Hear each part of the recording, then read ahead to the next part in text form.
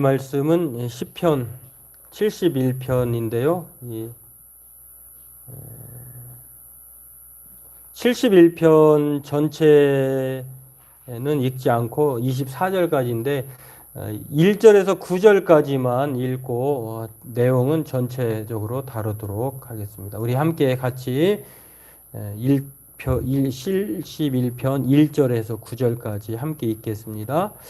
여호와여, 내가 주께 피하오니 내가 영원히 수치를 하게 하지 마소서. 주의 의로 나를 건지시며 나를 풀어주시며 주의 귀를 내게 기울이사 나를 구원하소서. 주는 내가 항상 피하여 숨을 바위가 되소서. 주께서 나를 구원하라 명령하셨사오니 이는 주께서 나의 반석이시요 나의 요새이심이니이다. 나의 하나님이여, 나를 악인의 손 곧 불의한 자와 흉악한 자의 장중에서 피하게 하소서. 주 여호와여, 주는 나의 소망이시요 내가 어릴 때부터 신뢰한 이시라. 내가 모태에서부터 주를 의지하였사오며 나의 어머니의 배에서부터 주께서 나를 택하셨사오니 나는 항상 주를 찬송하리이다.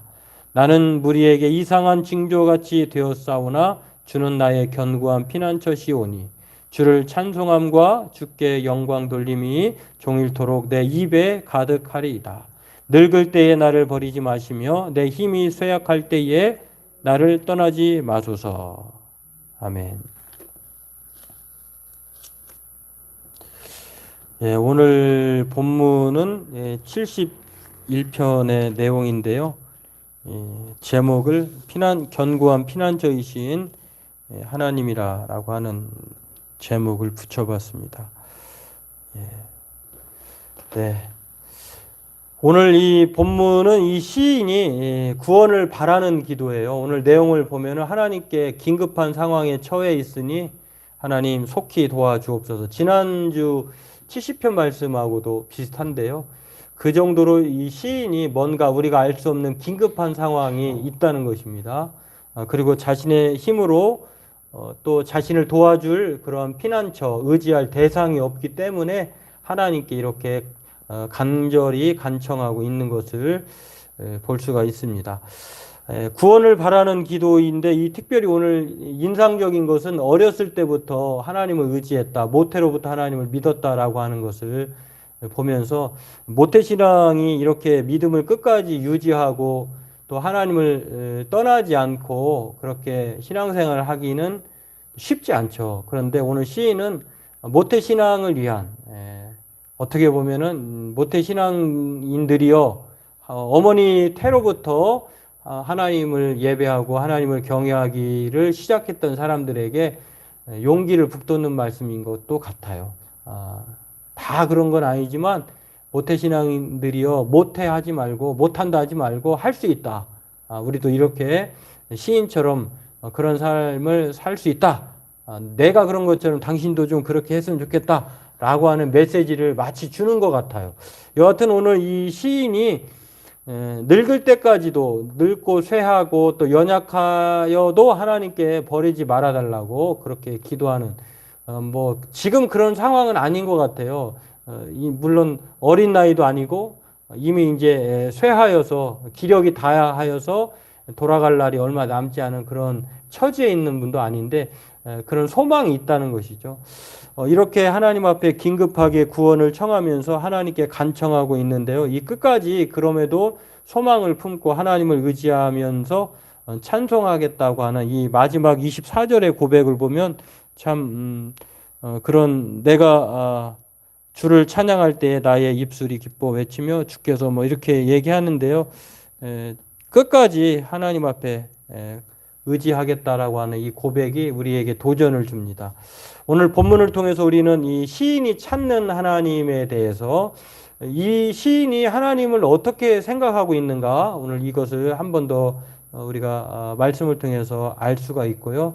또 하나는 그리고 이제 그가 무엇을 바라고 기도하는지, 시인의 구체적인 상황이 무엇인지, 간청하는 것이 무엇인지를 두 가지를 살펴보고 함께 기도하길 원합니다. 먼저 시인이 간청하고 있는 하나님은요, 어떤 하나님인가 하면 견고한 피난처, 소망의 하나님이다. 이렇게 크게 두 가지로 말할 수 있는데요. 이 보면은 견고한 피난처라는 말은 1절에 나와 있어요. 이렇게 1절에서 보면은 여기 1절이 아니구나.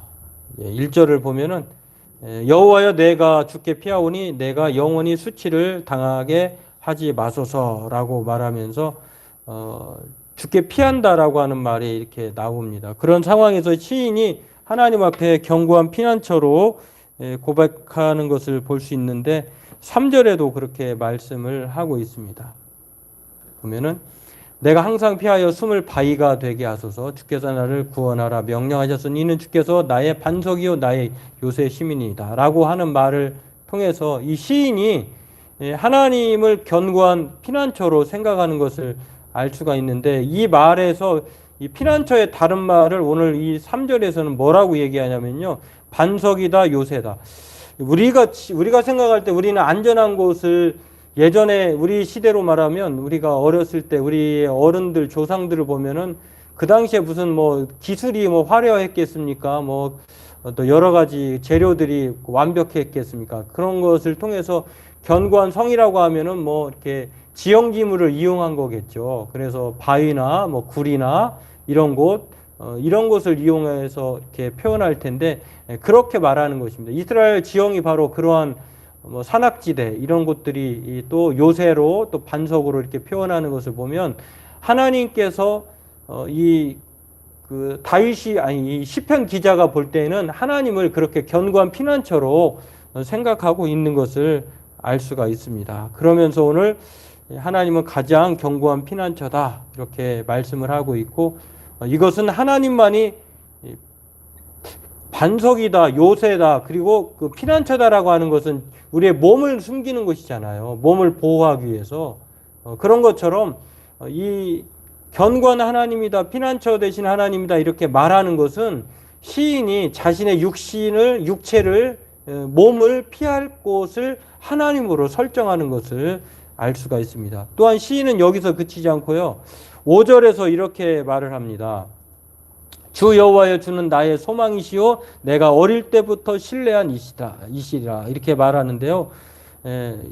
이 나의 소망이라고 말하는 것은 마음의 고백이에요. 어떻게 보면은 이 견고한 피난처 반석 요새가 자신의 육신을 숨기는 안전한 곳이다라고 하면은 마음을 의지할 곳이 바로 하나님이다라고 하는 표현을 나의 소망이다라고 하는 말을 통해서 알 수가 있습니다. 이것은 자신이 하나님께 온전히 마음을 우리가 누군가를 의지하면 그 사람을 신뢰하고 100% 확신하면 마음을 다 줄 때가 있잖아요. 그렇게 준다라고 하는 표현을 하잖아요.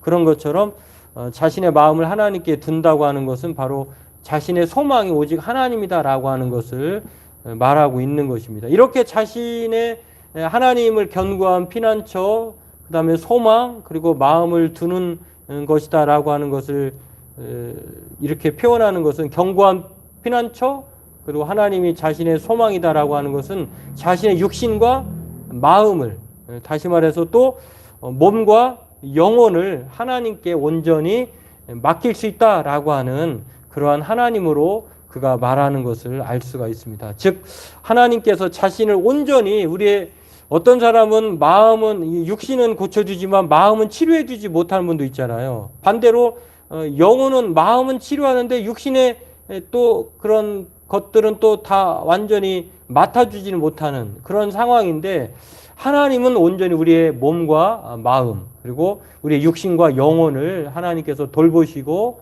또 치료하시고 또 온전히 보호할 수 있다라고 하는 것을 시인은 우리에게 그렇게 말을 합니다. 그래서 성경은 우리에게 이렇게 말을 하죠.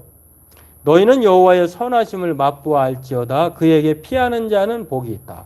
오늘 이 견고한 피난처가 되시고 또 우리의 소망이신 하나님께 저와 여러분들도 시인처럼 피하는 자가 되기를 원합니다. 하나님께 피한다라고 하는 말은 다른 말로 의지한다 이런 뜻이거든요. 하나님을 의지하면 하나님께서 우리의 육신과 우리의 영혼을 우리의 전 인격을 주장하시고 또 보호하실 줄로 믿습니다. 오늘 그렇게 저와 여러분들이 살아가길 주님의 이름으로 축원합니다.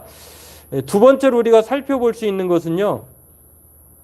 시인이 하나님께 바라는 것이 있어요. 기도하는 것이 있는데 오늘 다른 말로 하나님께 소망하는 것이 무엇인가를 오늘 우리가 본문은 우리에게 말해주고 있는데 그것은 바로 두 가지로 오늘 그것도 두 가지로 살펴볼 수 있는데 첫 번째는 무엇이냐면 13절에 나와 있는 것처럼 이렇게 말을 하죠.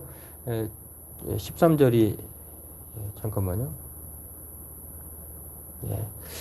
내 영혼을 대적하는 자들이 수치와 멸망을 당하게 하시며 나를 모해하려 하는 자들에게는 욕과 수욕이 덮이게 하소서라고 하는 이 13절에 말하고 있는 것처럼 오늘 이 예수님도 주기도문을 제자들에게 가르쳐 주셨던 이 맥락과 좀 비슷한데요. 악인의 손, 여기 보면은 그렇죠. 자신의 영혼을 대적하는 자들, 이 사람들이 악인이죠. 대적자들, 수치와 그들이 자신을 멸하려고 할 때에 수치와 멸망을 당하게 해달라고 하는 것.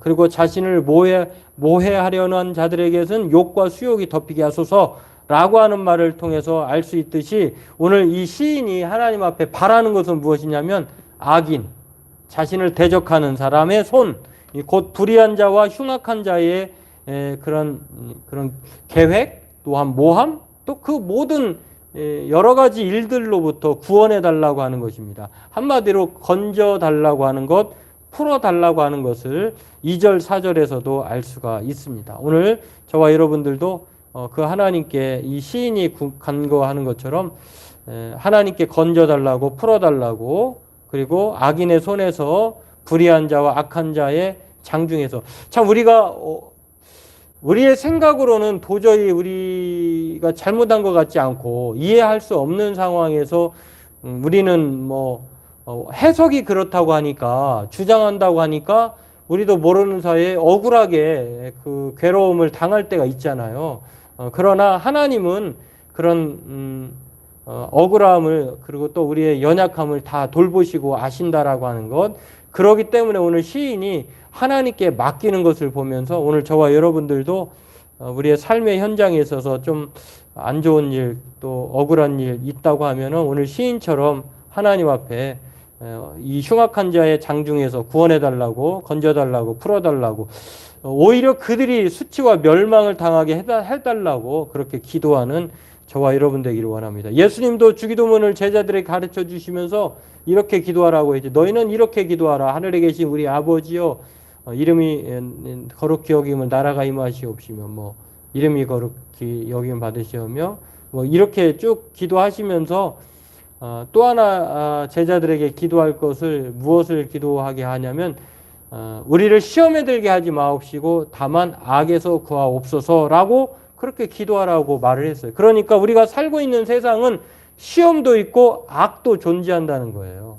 그렇기 때문에 오늘 시인이 당하는 이 억울함, 악한 세력, 그것을 우리 또한 겪게 된다고 하는 것인데 오늘 저와 여러분들도 시인이 기도하는 것은 시인만의 특별한 상황이 아니라 우리 모두가 겪게 되는 상황이기 때문에 저와 여러분들도 악에서 구해달라고, 시험에 들게 하지 말아달라고 예수님께서 제자들에게 가르쳐 주신 기도대로 우리 또한 기도해야 될 줄로 믿습니다. 또 시인이 오늘 이 저자가 시인이 기도하는 것 두 번째는 무엇이냐면 늙고 쇠약해도 지금까지도 그랬지만 앞으로도 나이가 먹고 또 육신의 힘이 좀 빠질 때에도 우리의 겉사람은 좀 늙어가도 우리의 속사람은 새로워질 수 있다는 것을 감안하면서 그러나 우리가 육신이 좀 쇠약하고 또 힘이 빠지더라도 하나님께서 떠나지 말아달라고 그렇게 기도하는 것을 볼 수가 있습니다. 이게 바로 9절 말씀이에요. 9절에 그렇게 말을 하죠. 늙을 때에 나를 버리지 마시며 내 힘이 쇠약할 때 나를 떠나지 마소서.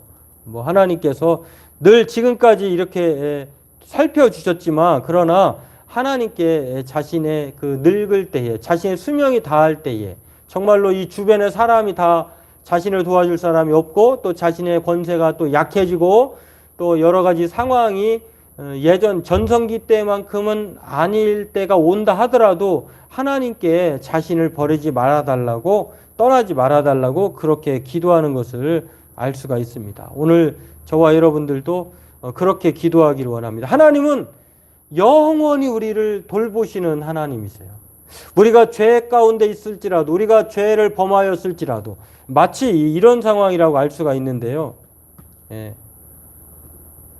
이 출애굽기 34장 5절 6절 말씀은 어떤 상황이냐면, 이스라엘이 시내산에서 모세가 그 하나님의 계명을 받으러 올라간 사이에 산 밑에서 우상 숭배를 해서 하나님께서 진노하셔서 백성들을 벌하시려고 했을 때에 하나님께서 이 두 번째 모세를 벌하신 이후에 모세를 두 번째 부릅니다. 첫 번째 돌판은 다 사라졌어요. 십계명이. 두 번째 돌판을 모세가 친히 준비해서 가지고 오는 상황이거든요. 이 상황에서 하나님께서 주신 말씀이 이거예요. 방금 전까지만 해도 이스라엘 백성들은 하나님께서 패역을 했잖아요. 패악 행위를 하나님을 송아지 형상으로 만들어 가지고 그것이 하나님이라고 하나님 앞에서 어떻게 그런 일을 벌일 수 있는가는 모르겠습니다만, 그런 패륜을 범했지만 그럼에도 불구하고 얼마 되지 않았는데 하나님은 다시 한번 백성들에게 이렇게 말을 해 주었습니다. 여호와께서 구름 가운데서 강림하사 그와 함께 거기에 서서 여호와의 이름을 선포하실세. 여호와께서 그의 앞으로 지나시며 선포하시되 여호와라 여호와라 자비롭고 은혜롭고 노하기를 더디하고 인자와 진실이 많은 하나님이라.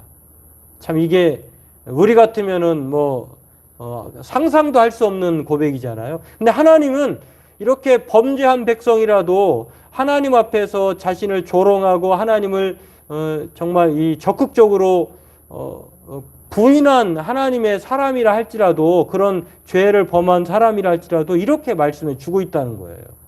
참 놀라운 사실인데요.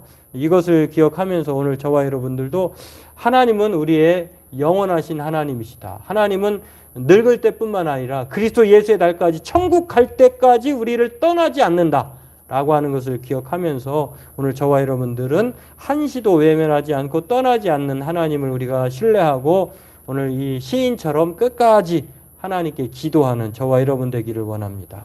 오늘 이 믿음의 말씀 우리가 기억하면서 우리가 긴급한 상황에 놓여 있는 우리라고 생각하고 하나님 앞에 날마다 시인처럼 간구하고 도움을 청하고 우리 하나님을 견고한 피난처로 나의 마음과 나의 육신을 온전히 하나님이 보장하시고 또 이끌어 주시고 안전하게 지켜주심을 믿고 그 소망의 하나님께 우리가 우리의 모든 것들을 하나님께 맡기고 기도하는, 그래서 하나님의 소망을 통해 우리의 삶의 희망과 또 하나님의 능력을 경험하는 저와 여러분 되기를 바라겠습니다. 기도하겠습니다.